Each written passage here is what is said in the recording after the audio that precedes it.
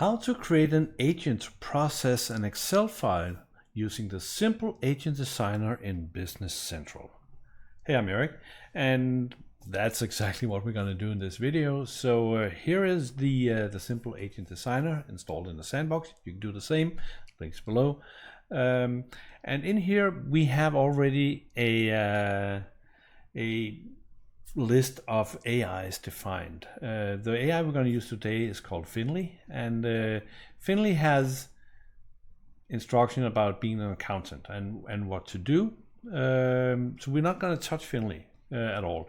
What we're going to do is that we're going to define some work, and we have something called workload type, which define what the work is.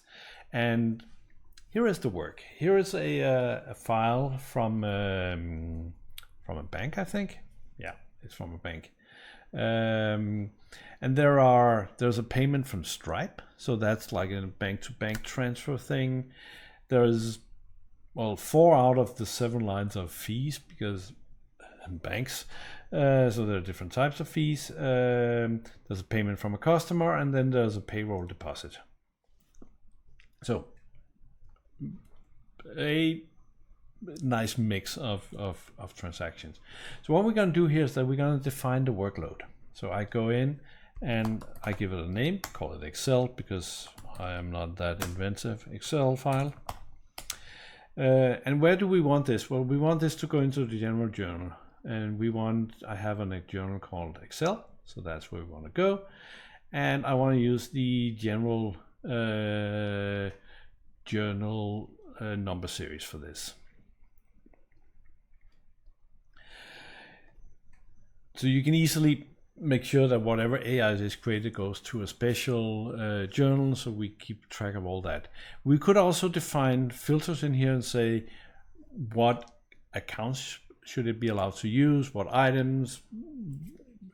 If you want to limit the scope of what the agent can touch, you can define the filters here for that.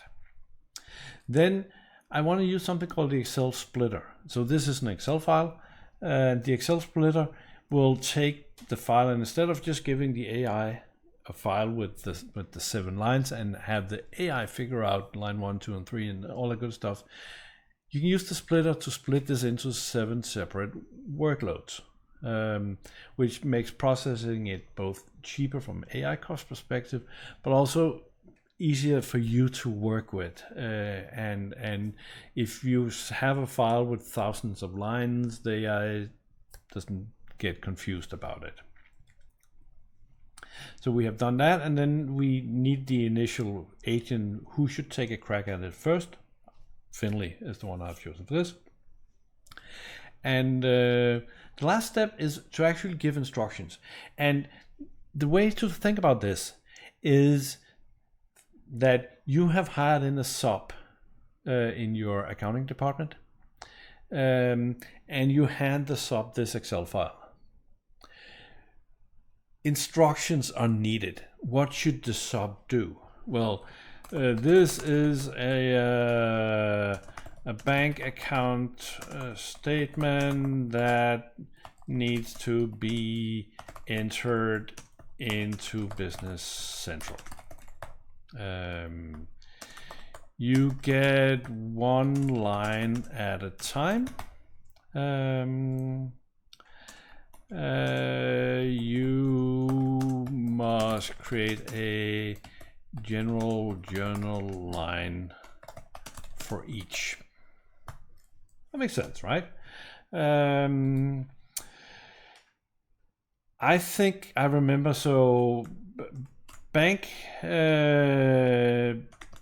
fees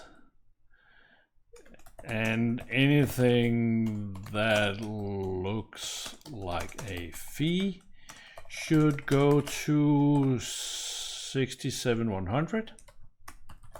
Account 67100. Payments from Stripe should be credited. See if I can spell right. Credited from the Stripe bank account, and debited to the checking account. Payroll should go to the wages payroll account. You might not even have to do that, but just do that. What we also have, if I remember correctly, is that we have this weird thing where it says this is a payment from a customer. So it says TT1/ and then some sort of identifier for the customer. So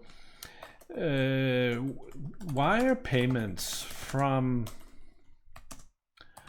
customers are often, because banks, right, are often prefixed with TT1. So the name of the customer is after the slash.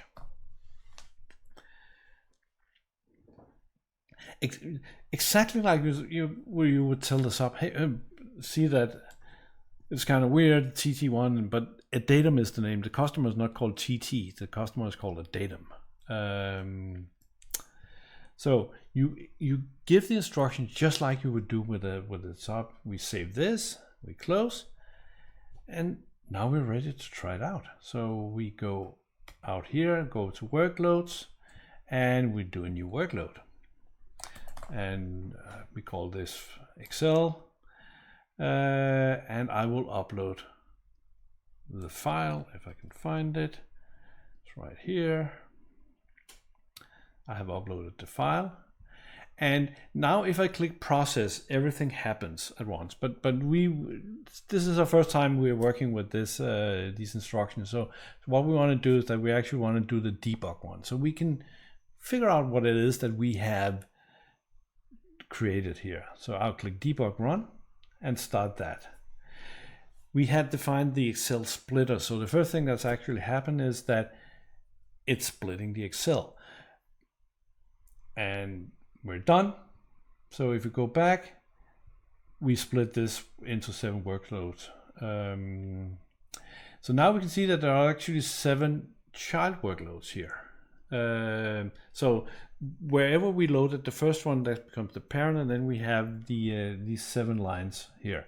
So let's take this guy, for instance. That was a $5 thing. So the AI was nice enough when doing splitting to also title each one. So a regular transaction fee of $5 was incurred on checking account on January 2nd. And we can see the data that was extracted out of the Excel sheet for that line is here in a form that's very easy for the AI to read. So I'll do the same thing again. So I'll use the debug run and not just click process and have everything happen at once. So I click debug run and I start this.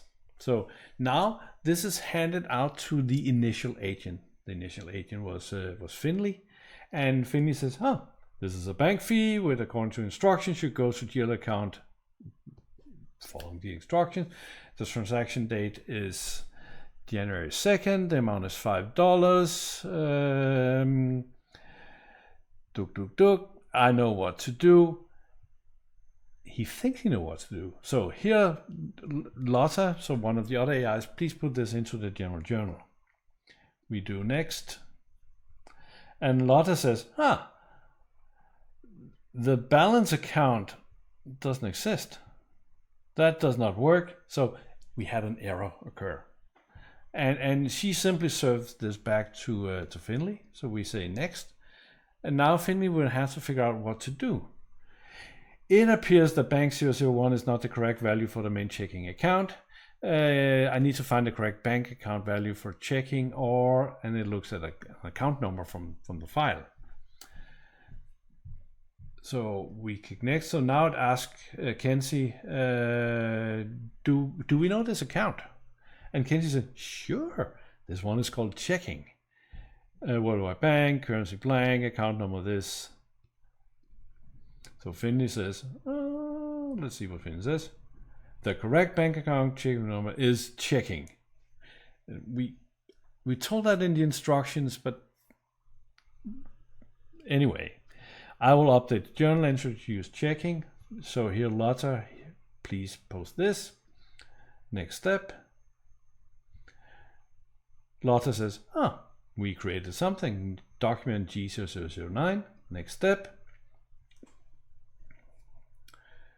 Now Finley says, okay, this is all we do. But Finley has been instructed to call upon one of the other AIs called Wisely.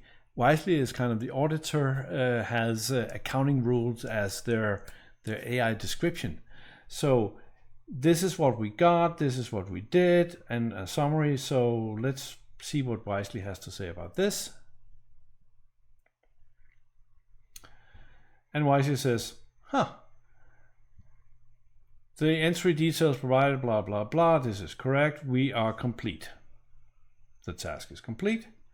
We can go out and see here that the task is complete, success. And we can see that we have one document generated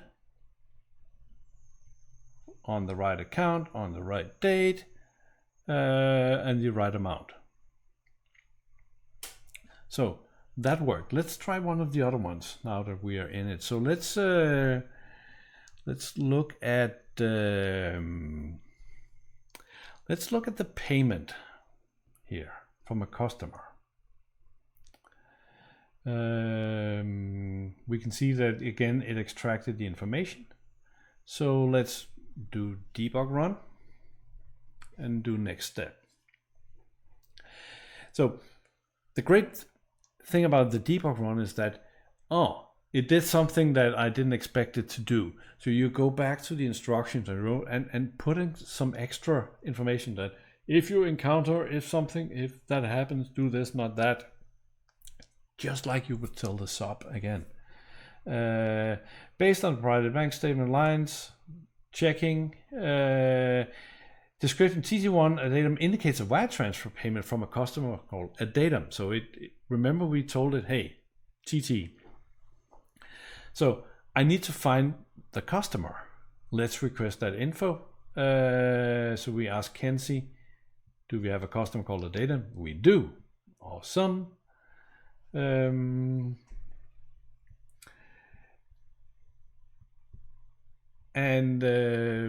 it decides that, hey, here we go. Let's post that to the journal. We could, and now it says bank 001 again. So we've seen the same error twice. So what we should do here, and we can actually, let's just do that. Let's go back out to the workload type. Here we edit the instructions.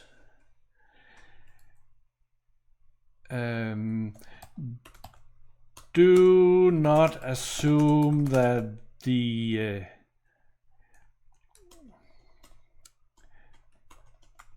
bank account for this file is called checking, not bank 001.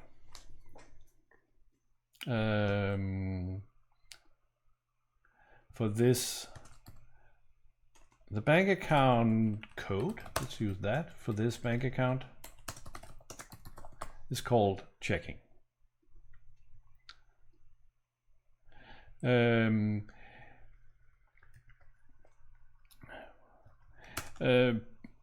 It did not check to see if there was an open invoice on the customer.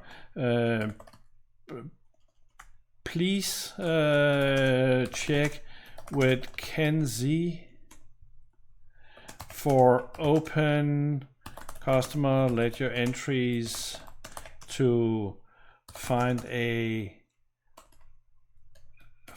an open invoice to match the payment to. If no invoice is found, just record the payment without applying it to a invoice. Again, tell it what to do.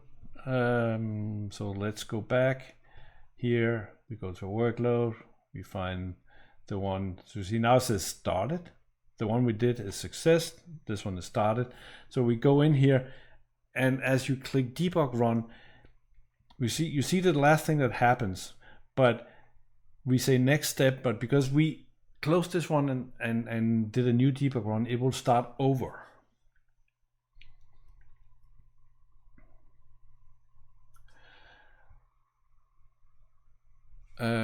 So now it gets confused, and that happens sometimes. So now it's ask admin, which is me, and I'll actually just start it again.